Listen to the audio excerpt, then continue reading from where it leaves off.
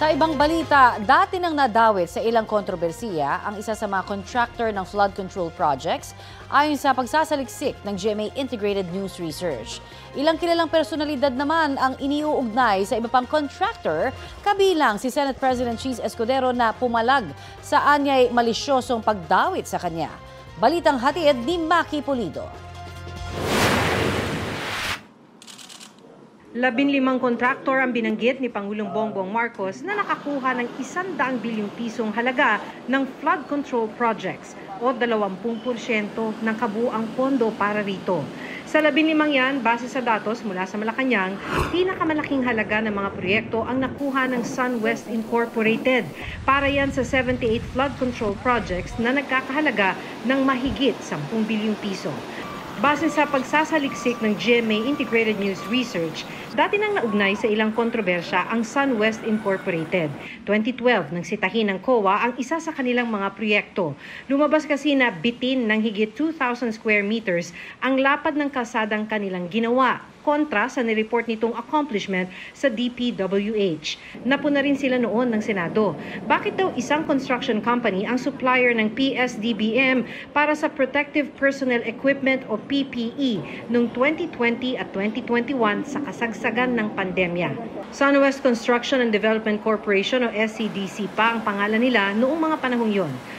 Lumabas din ang pangalan ng SCDC bilang supplier ng umano'y overpriced at outdated na laptop sa DepEd sa 2022 audit ng COA sa PSDBM. Dating incorporator ng SunWest pero nag-divest na umano si Ako Bicol Party List Representative Elizalde Co. Sinusubukan pa namin kunin ang kanyang pahayag. Mahigit 9 bilyong piso naman ang nakuha ng Legacy Construction Corporation para sa 132 projects. Pinakamarami ito sa listahan.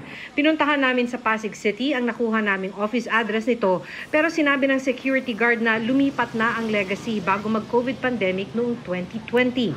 Mahigit 7 bilyong piso naman ang nakuhang proyekto ng Alpha and Omega General Contractor and Development Corporation.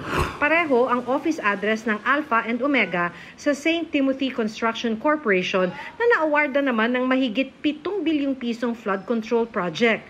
Pero sa labas ng office address ng dalawa, St. Gerard Construction ang nakalagay na pangalan. Sa pinakahuling general information sheet ng Alpha and Omega, si Sara Diskaya ang nakalagay na presidente. Nito lang nagdaang eleksyon, nakalaban siya ni Pasig City Mayor Vico Soto sa pagkaalkalde ng lungsod. Nang makapanayam noon ng GMA Integrated News ang asawa ni Sara na si Pacifico Diskaya, sinabi niyang dati silang shareholder ng St. Timothy pero nag-divest na raw sila rito. Nangupahan rin daw dati sa kanilang building ang St. Timothy pero umalis na ito. Ang St. Timothy ang nag-pull out na venture partner ng Miro Systems para sa 2025 automated elections. Sinusubukan pa naming hingin ang kanilang mga pahayag. Halos 8 bilyong piso naman ang na-award sa EGB Construction Corporation. Git ng kumpanya, quadruple A status ang kanilang construction company dahil may integridad ang kanilang kumpanya. Maayos po ang aming trabaho, tumutupad po kami sa lahat ng plans and specification. Nasa listahan din ng Center Waste Construction and Development Inc. na nakakuha ng mahigit 5 bilyong pisong halaga ng flood control projects. Inamin ni Senate President Cheese Escudero na kaibigan niya ang presidente nitong si Lawrence Lubiano, pero inalmahan niya ang isinama sa isang news report na si Lubiano ang pinakamalaking donor ni Escudero noong 2022 elections. Matagal ko ng kaibigan at kakilala siya at tumutulong talaga sa amin. Mula't mula pa, nung hindi pa iso to. At tubong sorsogon talaga siya. Bagaman walang sinabi ang artikulong ginawa kong mali o masama, yung insinuation, yung innuendo, nandun pa rin. For the record, wala akong kinalaman sa pag-identify, paggawa ng program of work, pag-bid, pag-award, pagbahay, pagbayad, pag-inspeksyon ng anumang proyekto sa pamahalaan. Pagdidiin pa ni Escudero, 1% lang ng 550 billion pesos na halaga ng flood control projects ang nakuha ng Center Waste Construction. Bakit pinagtuunan ng pansin yon? Yung 1% pa talaga, hindi yung 99%? Bakit natin hindi tingnan? Sino ba yung mga mambabatas at opisyal na gobyerno na aktual na kontraktor, aktual na may-ari noong mga kumpanya na nakakuha ng kontrata sa gobyerno? Sinusubukan ng GMA Integrated News na makuha ang panig ni Lubiano at ng Center Waste Construction.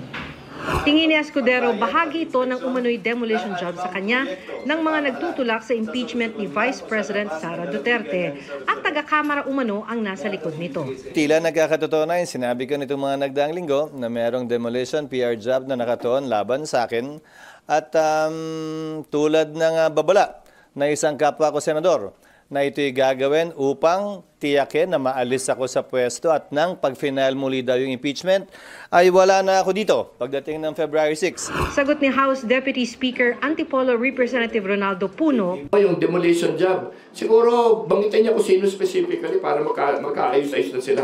Masama yung pagka-blanket na sinisiraan ako dito sa Kongreso. Lahat kami tinatamaan, kaibigan ko si Senator Chis Pati ba ako nadamay na naman dyan sa akusasyon na yun.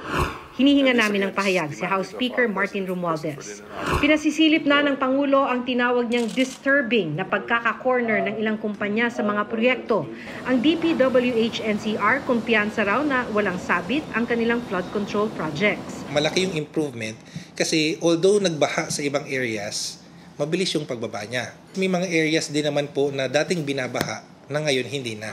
Ayon kay Roland Simbula ng Center for People Empowerment in Governance o CENPEG, paborito anyang gatasan ang mga flood control project. Mahirap kasing i-monitor ito kasi precisely because they are not so visible. We can only test their effectiveness and efficiency or what is deficient about them when the flood is already there.